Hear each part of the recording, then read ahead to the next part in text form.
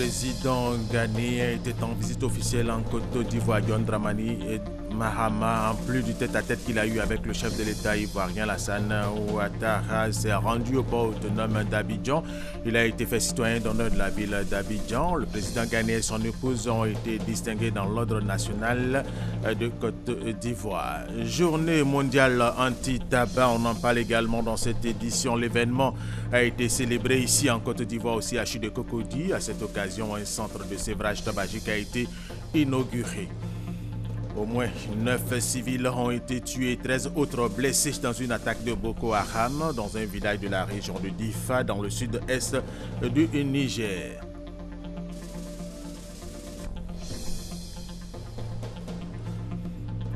Éliminatoire à Cannes 2017, les éléphants de Côte d'Ivoire seront opposés demain samedi 4 juin aux Panthères du Gabon au stade de la paix de Bouaké. L'équipe gabonaise en provenance de Libreville est arrivée dans la capitale de la région de Bouaké.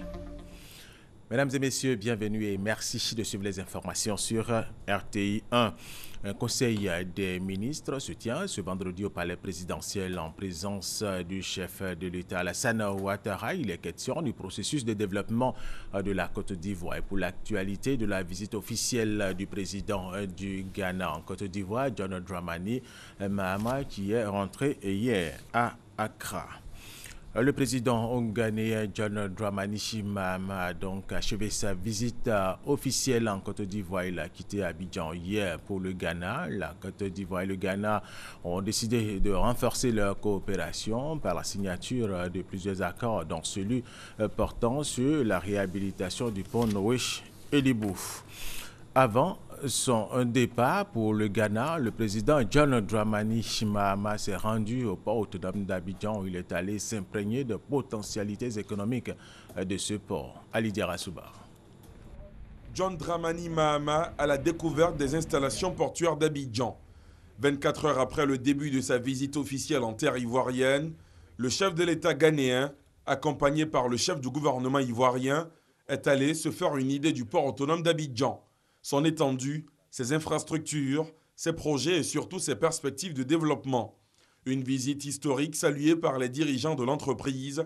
Le port d'Abidjan est honoré de recevoir la plus haute autorité ghanéenne, dira Kanté Koli, président du conseil d'administration du port. Une reconnaissance appuyée par Insié Yacouba. Le président ghanéen a trouvé le temps de venir visiter le port d'Abidjan, de nous faire cet honneur-là. Cela traduit le fait que les ports sont généralement des infrastructures stratégiques de premier plan pour les économies. Et le port d'Abidjan n'est pas en reste. Le président ghanéen, donc, je pense que le président a tenu à toucher du doigt les réalités portuaires ivoiriennes et surtout les perspectives en termes de développement et en termes de possibilités de création de synergies entre des ports modernes et performants en Côte d'Ivoire et des ports modernes et performants au Ghana. Le port autonome d'Abidjan amorce en ce moment un projet global pour sa modernisation. Projet qui inclut entre autres la construction du deuxième terminal à conteneurs, la modernisation du port de pêche marqué par la construction effective du môle du port de pêche, l'extension du canal de Vridi et la construction d'un terminal minéralier. Autant d'infrastructures qui devraient permettre au poumon économique ivoirien de tenir sa première place sur la côte ouest atlantique. Un programme ambitieux qui séduit le président de la République du Ghana. Abidjan Port has many natural advantages. It is a natural port. Le port d'Abidjan dispose d'atouts naturels dans ce sens que le port d'Abidjan a un accès direct sur la mer, ce qui est différent de notre situation où il y a un fleuve qui sert de passage, de pont de la mer jusqu'au port. Et la vision qui a été déroulée tout à l'heure par monsieur le président du conseil d'administration et monsieur le directeur du port d'Abidjan, c'est une vision assez prometteuse et je crois que si le port arrive à réaliser cette vision, alors la Côte d'Ivoire pourra toujours assumer son rôle de port leader dans la région ouest africaine. Une chose qui m'a marqué au niveau du port d'Abidjan, c'est le fait qu'il y ait un parc réservé aux industries à l'intérieur du port d'Abidjan. Ce qui est différent de chez nous où les industries sont dans une zone qui est adjacente à la zone de notre port. Alors c'est une chose très importante et très intéressante. Et au moment où nous envisageons l'extension de notre port, nous prévoyons créer ce genre d'espace au sein du port où les entreprises qui ont besoin de se situer à proximité du port et près des installations du port puissent avoir un espace où entreprendre leurs activités. John Dramani Mahama a aussi eu l'occasion de scruter et contempler le plan d'eau lagunaire ivoirien. Lui et Daniel Kablan-Duncan se sont prêtés à une balade en bateau, ont découvert d'autres bateaux, un voyage touristique, bref, mais fort enrichissant. Le président ghanéen John Dramani Mahama et son épouse ont été distingués dans l'ordre national de Côte d'Ivoire. C'était lors du dîner qui leur a été offert par le gouvernement ivoirien. Le président John Dramani Mahama a été élevé au rang de Grand Croix et son épouse au grade de commandeur de l'ordre national de Côte d'Ivoire. Et c'était en présence d'Alexis Ouedraogo. Un dîner aux couleurs de la fraternité. Alassane Ouattara et Dramani Mahama se félicitent de la belle et longue relation d'amitié entre les deux pays. Et pour sceller cette unité, le président ghanéen a été élevé à la dignité de Grand Croix de l'ordre national. Nous sommes tous les deux déterminés à diversifier, à renforcer la coopération entre le Ghana et la Côte d'Ivoire. Dans cette perspective, il nous faudra intensifier davantage nos échanges économiques et commerciaux afin de les porter à un niveau qui reflète réellement les potentialités de nos deux pays, dont les importants atouts devraient nous permettre d'être des locomotives économiques dans notre sous-région. Le président ivoirien a remercié son homologue pour l'aide et l'action du Ghana en faveur des réfugiés ivoiriens de la crise post-électorale. Il a surtout indiqué l'engagement de son gouvernement à continuer de travailler au retour de ceux-ci. Je voudrais saluer les efforts déployés par votre gouvernement en vue de faciliter le retour de nos frères et sœurs en Côte d'Ivoire. Pour sa part, le gouvernement ivoirien continuera de travailler au retour cette année de la majorité des 11 000 personnes réfugiés au Ghana. Pour le voisin ghanéen, il est aujourd'hui important de travailler à des bénéfices mutuels pour les deux pays et faire que par leur développement, ils se positionnent comme la locomotive des États de la sous-région ouest-africaine. Lors de cette visite officielle, le président ghanéen a échangé avec ses ressortissants vivant en Côte d'Ivoire. Traoré Mahama Abiba Dambélé Saoué. C'est sur les rythmes de la danse traditionnelle Agboudjan que les Ghanéens de Côte d'Ivoire ont accueilli leur président dans la salle Kodjo et bouclée du Palais de la Culture d'Abidjan. Après cet accueil chaleureux et festif, place aux échanges. John Dramani Mahama a d'abord loué la cohabitation pacifique des peuples frères du Ghana et de Côte d'Ivoire. Il a ensuite présenté l'état de santé du Ghana à ses compatriotes, venus nombreux pour l'occasion. Dans mon premier mandat, j'ai fait tout possible pour stabiliser notre économie, les déficits que nous avons. Et le deuxième point, c'était de restaurer les infrastructures socio-économiques. Nous sommes en train d'étendre le port de Takoradi. Donc c'est 1,5 milliard de dollars d'investissement que nous sommes en train de faire pour Tema. Le président ghanéen a également évoqué les retombées de sa visite de 48 heures en terre ivoirienne. Nous avons signé un accord pour l'expansion de la route de Lubu et Noé. Nous avons aussi augmenté le temps que les frontières clôturent. Au lieu de 6 heures, nous voulons avoir jusqu'à 20 heures du soir pour fermer les frontières, ce qui va permettre ceux qui font les commerces de l'autre côté de la frontière peuvent continuer leurs activités. Parce que là, quand c'est fermé à 18 heures, ça devient un problème. Pour sa part, la communauté ghanéenne n'a pas manqué de soulever les préoccupations relatives à son droit de vote pour le scrutin présidentiel de 2016. Sur ce sujet, le chef de l'État ghanéen a assuré que son gouvernement mettrait tout en œuvre pour lui permettre d'exercer son devoir civique. Autant de nouvelles réjouissantes qui ont valu au couple présidentiel du Ghana de repartir avec des souvenirs offerts par la communauté ghanéenne vivant en Côte d'Ivoire.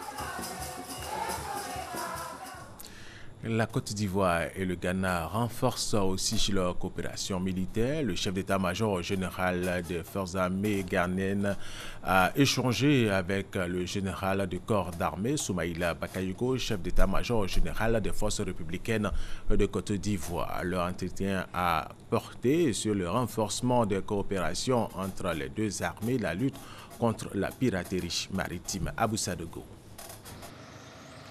À son arrivée à l'état-major général des forces républicaines de Côte d'Ivoire, le général de corps aérien Michael Samson Odje est accueilli à la place d'armes par son homologue ivoirien. Les honneurs lui ont été rendus par l'ensemble des troupes constituées des forces terrestres, de l'armée de l'air et de la marine nationale. Le chef d'état-major ghanéen est par la suite reçu au cabinet du général de corps d'armée Soumaïla Bakayoko. Nous sommes en train d'élaborer un plan de travail conjoint. Et je crois que lorsque cela sera concrétisé, nos relations seront encore plus fortes. En retour, le général de corps d'armée Soumaïla Bakayoko, chef d'état-major général des forces républicaines de Côte d'Ivoire, a félicité son homologue pour sa nomination à la tête des armées ghanéennes. Il a relevé que le Ghana a été d'un apport considérable dans le règlement du conflit ivoirien et comme l'a signifié le général Michael Samson Odje, les deux armées gagneraient à conjuguer leurs efforts pour la lutte contre la piraterie maritime, le terrorisme et toutes autres formes de menaces. Cette visite du général de corps aérien Michael Samson Odje, chef d'état-major général des forces armées ghanéennes, s'inscrit en marge de la visite officielle du président ghanéen John Dramani Mahama en Côte d'Ivoire. Abou Sanogo, l'ancien collège d'orientation de Cocody qui s'est mué en collège moderne de Cocody à 50 ans. L'événement a été célébré hier jeudi en présence de la première dame de Côte d'Ivoire, Madame Dominique Ouattara, qui pour l'occasion avait à ses côtés la première dame du Ghana, Lordina Dramani Mahama. Elles ont fait des dons en nature et en espèces d'une valeur de plus de 40 millions de francs CFA. Témoin pour RTI 1, Thomas Gessambi. Des couleurs pour colorer un cinquantenaire, il y en a eu. Des sonorités pour faire vibrer les convives d'un rendez-vous. La rencontre des générations qui se sont succédées il y a aujourd'hui 50 ans. L'ancien collège d'orientation de Cocody, devenu collège moderne de Cocody, était ce jeudi sous son meilleur jour. Au milieu de cette dissemblance créatrice, Dominique Ouattara, première dame de Côte d'Ivoire, accompagnée de son hôte de marque, Lordina Dramani Mahama. Elles sont là avec un dénominateur commun, œuvrer pour l'éducation. Un mérite que leur reconnaît Kandia Camara, ministre de l'Éducation nationale. Maman Dominique Ouattara, notre marraine attitrée, je ne cesserai jamais de répéter que nous vous devons en grande partie les progrès que nous observons au niveau de l'école ivoirienne. En effet, en plus de nous entourer de votre sollicitude, qui se décline en conseils fort avisés, vous vous employez quotidiennement à nous soutenir matériellement et financièrement. Ne ménagez aucun effort quand il s'agit de l'éducation des enfants du continent noir. Cet engagement, la première dame la respecte une fois de plus, tout en se réjouissant que cela se fasse cette fois avec la première dame du Ghana. L'événement qui nous réunit aujourd'hui me réjouit au plus haut point, puisque non seulement il touche directement à l'éducation de nos enfants, mais qu'en plus, il se déroule en présence d'une grande dame très engagée dans son pays et sur le continent pour la protection de l'éducation des jeunes filles. Madame la Première Dame, vous venez par votre distinguée présence rehausser cette cérémonie commémorative et j'en suis très heureuse. Nous partageons les mêmes valeurs de solidarité et la même affection pour nos chers enfants qui sont à la base de nos engagements respectifs. Aujourd'hui, nous célébrons l'excellence, le professionnalisme, le savoir-faire et l'abnégation d'hommes et de femmes qui se sont succédés dans cet établissement pour transmettre la connaissance à nos enfants. Nous vivons aujourd'hui dans un monde où la connaissance est obligatoire. Œuvrer pour l'acquisition et le partage de cette connaissance est quelque chose de noble, dira à son tour Lordina Dramani Mahama, avant de louer le mérite en la matière de Dominique Ouattara. Sans oublier les acteurs de la marche du collège moderne de Cocody. Et le maire de la commune et le représentant des anciens du collège, tout comme les porte-paroles des élèves, ont su traduire leur reconnaissance pour l'honneur fait à leur établissement. Pour son 50e anniversaire, ce sont des dons en nature et en espèces d'une valeur de 40 millions de francs CFA que le Collège moderne de Cocody reçoit de Dominique Ouattara et l'ordinateur Dramani Mahama. Le président ghanéen John Dramani Mahama a achevé sa visite officielle en Côte d'Ivoire. Il a quitté Abidjan hier pour le Ghana. Hier également, c'était le dernier jour de la deuxième édition du Discope et nous allons parler des activités qui ont fait la une de ces derniers jours.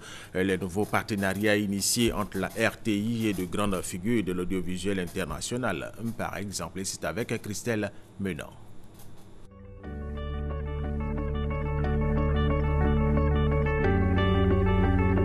Opportunités et impact du digital pour les créateurs de contenu. Sur ce thème se sont exprimés deux groupes audiovisuels, la RTI et Canal+ à travers sa chaîne A+. On décrypte pour vous en 4 questions les enjeux de cette dynamique interaction entre télévision et digital. Question 1. Quelle est selon vous la configuration idéale pour réussir l'interaction entre le digital et la télévision ? Moi, c'est une complémentarité. C'est un peu comme un cercle vertueux qui est la télé qui donne au digital et le digital qui donne à la télé.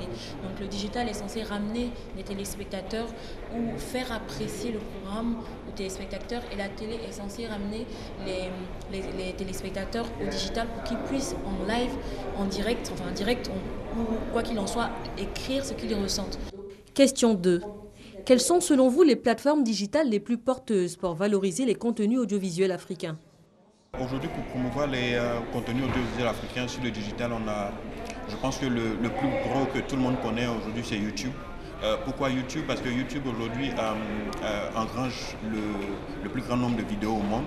Il y a toute une stratégie derrière qui permet donc aux différents producteurs de contenu de monétiser leur contenu, d'être rémunérés, donc en fonction bien sûr des différents visionnages et des vues. Facebook, parce que Facebook s'adapte vraiment au mode de consommation. On a Instagram aussi qui est mobile, donc comme l'utilisateur africain est très mobile, donc Instagram c'est très intéressant. Et je pense j'ai une bonne tendance pour Snapchat qui commence de plus en plus à prendre de l'ampleur. Question 3. Pensez-vous que le digital bouleverse vraiment le traditionnel circuit de distribution et de diffusion des contenus? Si oui, vers quoi se dirige-t-on? Avec le digital, il n'y a plus forcément d'intermédiaire entre celui qui est le producteur et celui qui est le diffuseur. Le circuit de distribution, si vous voulez, il a vraiment changé. Aujourd'hui, on n'est plus forcément dans une logique de télévision vers le digital. Vous avez par exemple des contenus qui existent exclusivement sur le digital ou alors qui commencent à être diffusés sur le digital et vu l'attrait des audiences donc générées, ils se retrouvent après en réalité sur, on va dire, les supports classiques de la télé. Question 4. Comment s'organisent actuellement les investissements dans le marketing digital en Afrique? Ils sont croissants, mais comment dire, maîtrisés. Parce que c'est un outil qui est nouveau, quoi qu'il en soit, hein, même si on a des millions d'utilisateurs ici, il est nouveau parce qu'on ne le maîtrise pas, il est lui-même en perpétuelle croissance, les tendances changent du jour au lendemain. Aujourd'hui, on est en quête d'un modèle, un business économique réellement qui marche et qui puisse permettre aux chaînes de télé donc, de franchir le pas de façon plus aisée. Baron Noir, Fabian Logede, derrière cette série et cet acteur très connu se cachent des sociétés de production aujourd'hui partenaires de la RTI. Il y a aussi la RTS, Radio-Télévision sénégalaise. Au cœur de ces alliances stratégiques, la fiction, un des leviers de croissance du groupe RTI. Aujourd'hui, la Côte d'Ivoire, en tout cas pour nous francophones, est en train de devenir une espèce de laboratoire. Surtout que c'est porté par le service public, mais qui a la générosité de s'ouvrir au privé et leur donner justement la chance de s'exprimer. Avec la société Kwai, productrice du feuilleton à succès Baron Noir, diffusé sur Canal+, la RTI avance sur 2 projets de série, Baby Dance Battle et Cache Cache. La culture ivoirienne sera le creuset de ces 2 coproductions, à espérer sur les antennes en 2017. Même esprit, mais en plus panafricaniste, pour Fabian Logede de One Tech Media, dont le projet de fiction avec la RTI prévoit des castings et tournages en Côte d'Ivoire, en Afrique du Sud et au Nigeria. C'est de ce type de partenariat que naissent la plupart des plus grandes séries aujourd'hui, parce que le niveau de complexité de ces séries, le niveau de créativité, le niveau de savoir-faire qu'il faut déployer pour produire une série devient de plus en plus compliqué. Les scénaristes et producteurs ivoiriens demeurent tout de même le moteur de cette nouvelle percée de la RTI dans le monde de la fiction africaine, voire internationale. En coproduction avec la Maison Bleue, les Sœurs Hamon reviennent avec 20-30-40 et Melius Studio avec Blog. Les pilotes sont déjà prêts, mais chut, on n'en saura pas plus avant les diffusions prévues en 2017. Il faut que nous comprenions qu'il y a un vrai impact économique possible du développement d'une fiction qui s'exporte. Donc il y a le marché local certes, mais une partie importante peut être également captée à l'international. Des productions qui rejoindront les fières annales de la fiction ivoirienne où logent déjà les comédies Comment ça va ou Ma famille. Le genre fait toujours recette, mais la nouvelle génération de scénaristes propulsés, notamment par la RTI, s'affranchit des cloisons tant géographiques que scénaristiques. Drames et policiers sont explorés avec succès et s'exportent sur presque tous les continents. Clé de la réussite de cette nouvelle fiction ivoirienne, avoir trouvé la bonne porte d'entrée en comprenant l'universalité des émotions et des sentiments humains, quelle que soit la façon de les raconter. Bingo, les histoires à raconter sont le vivier sans fond de cette riche et hospitalière culture ivoirienne que la RTI compte bien capitaliser dans sa stratégie de développement de la fiction Made in Côte d'Ivoire.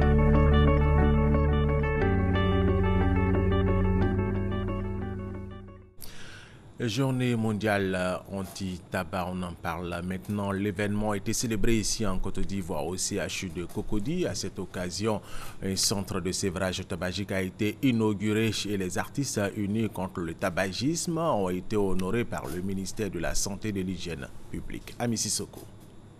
CHU de Cocody, 12e étage, la première unité de sevrage tabagique inaugurée. Son but, accompagner tous ceux qui veulent arrêter la consommation du tabac. Une action qui s'inscrit dans le cadre de la commémoration de la 28e édition de la Journée mondiale anti-tabac. Thème choisi, préparez-vous au conditionnement neutre.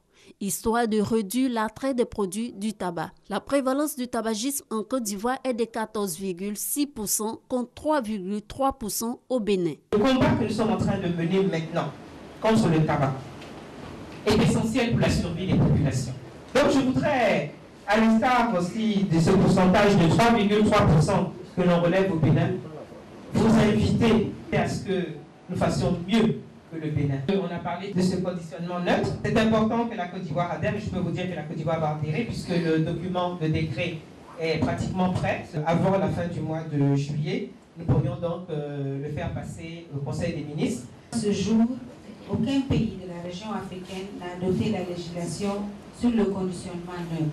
J'appelle les États membres à accorder la priorité à des mesures qui mèneront au conditionnement neutre. Plusieurs artistes et personnalités associées dans ce combat contre le tabagisme ont été honorés par le ministère de la Santé et de l'Hygiène publique. Entre autres, Ken Adamo, Eric Patron, Akissi Delta et Claudicia. Ce dernier étant absent, c'est Didier Bléau, l'ambassadeur de la lutte contre le tabagisme, qui réceptionne son trophée. C'est un combat noble. Et donc nous sommes engagés aux côtés du ministère. Voilà, on sera avec Madame la ministre partout et en tout lieu pour porter son message. C'est un honneur pour nous d'avoir été distingués par le ministre de tutelle. Il y a plus de 2 ans déjà que nous sommes dans la lutte, nous sommes engagés. En Côte d'Ivoire, le tabagisme est à l'origine de 5000 décès par an. Selon l'OMS, chaque année, le tabagisme fait plus de 5 millions de morts dans le monde. Et 600 000 autres personnes non fumeurs décèdent parce que exposées à la fumée. Les effets néfastes de la consommation du tabac ont fait l'objet de sensibilisation des forces républicaines de Côte d'Ivoire et de toutes les couches sociales de Bouaké. On retient que 47,2% des forces républicaines de Côte d'Ivoire, dont 82% des militaires durant, seraient des fumeurs et s'exposent de ce fait à de graves pathologies. Ouattara Amadou Walter, RTI Bouaké. L'Organisation mondiale de la santé estime que d'ici 2020, le tabac sera la principale cause de décès et d'incapacité avec plus de 10 millions de victimes par an. L'OMS affirme que la Côte d'Ivoire enregistre un taux de 22,1% de fumeurs et 5000 cas de décès par an liés au tabac. Face au nombre élevé de fumeurs au sein des forces républicaines de Côte d'Ivoire, qui représentent un taux de 47,2%, dont 82% de militaires du rang, le premier bataillon du génie, basé à Bouaké à travers son équipe médicale, a initié des séances de communication et de sensibilisation sur les nuisances de la consommation du tabac. Le tabagisme est aujourd'hui un fléau qui mine notre société.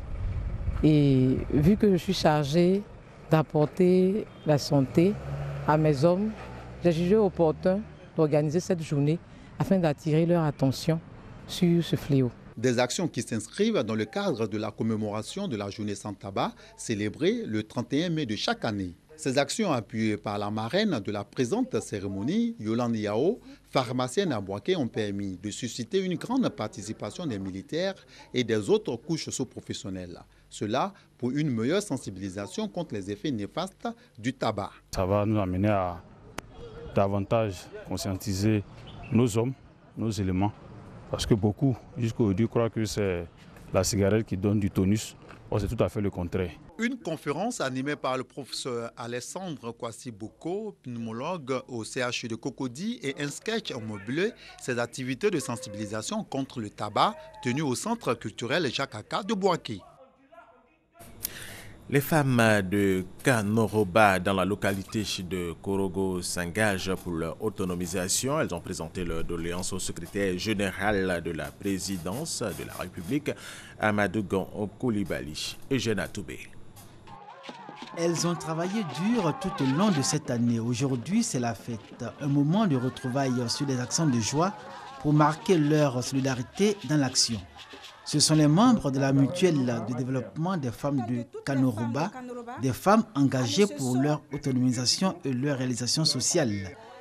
Des actrices incontournables aussi du développement et du progrès de Kanoroba, jeune sous-préfecture où il reste encore beaucoup à faire en termes d'infrastructures socio-économiques. Elles souhaitent également bénéficier de dons, de moulins, de motopompes, de motoculteurs et engins et machines pouvant les aider à cultiver de grandes surfaces et réussir leur culture maraîchère. Des doléances spécialement adressées au ministre d'État, secrétaire général de la présidence Amadou Gon Koulibaly, que la mutuelle des femmes de Kanoroba a choisi comme parrain. Plus de 1500 femmes citadines et rurales en sont membres. Depuis la création de la MIDEFCA en 2008 à ce jour, elle a mené plusieurs actions sociales, notamment la réalisation de projets de culture vivrière et maraîchère, avec le soutien de la coopération allemande GIZ.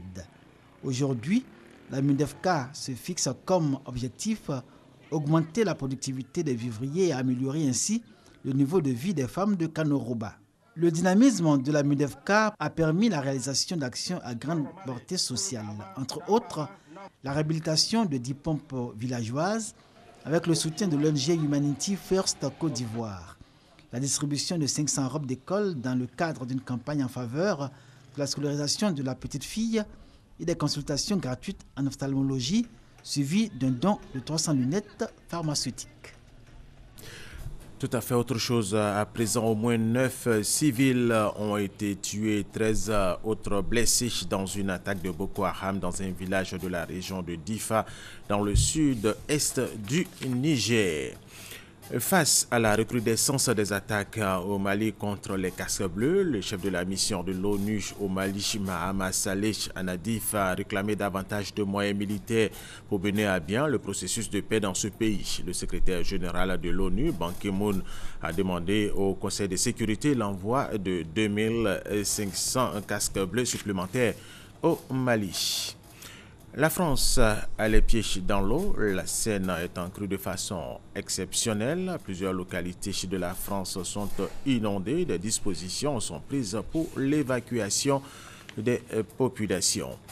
Et nous allons terminer avec cette information éliminatoire CAN 2017. Les éléphants de Côte d'Ivoire seront opposés demain samedi 4 juin au Panthère du Gabon au stade de la paix de Bouaké. L'équipe gabonaise en provenance de Libreville est arrivée dans la capitale de la région de Béké.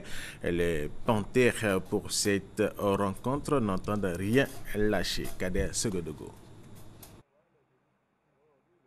18h40 GMT, les Panthères du Gabon atterrissent à l'aéroport de Bouaké. Demain samedi 4 juin, sous le coup de 17h, les Gabonais auront en face d'eux les éléphants de Côte d'Ivoire. Dans les propos de l'entraîneur gabonais et de son capitaine, un seul objectif apparaît, la volonté de ne pas rechigner face aux Ivoiriens. C'est un match important pour nous et pour la Côte d'Ivoire. J'espère que samedi, on peut avoir un bon match avec deux bons équipes africaines. On parle des champions d'Afrique, mais c'est pour ça que nous sommes ici. Nous ne sommes pas ici en vacances. Un match, on joue toujours pour le gagner. Après, on sait très bien qu'un match n'est pas gagné d'avance. Ça reste une très bonne équipe de la Côte d'Ivoire. Et voilà, on est venu déjà pour ne pas perdre. Déjà, ce serait une bonne chose. Et puis après, on verra à l'issue du match. Arrivés quelques heures à Bouaké avant les Gabonais, les éléphants de Côte d'Ivoire ont effectué leur première séance d'entraînement au Stade de la Paix hier jeudi à 17h30. Après les derniers réglages ce vendredi, ils vont laisser la place aux Gabonais aux environs de 18h. Pour rappel, Côte d'Ivoire-Gabon, c'est demain samedi 4 juin à 17h. Et c'est la fin de cette édition. Merci de l'avoir suivi. Restez avec nous sur RTI 1.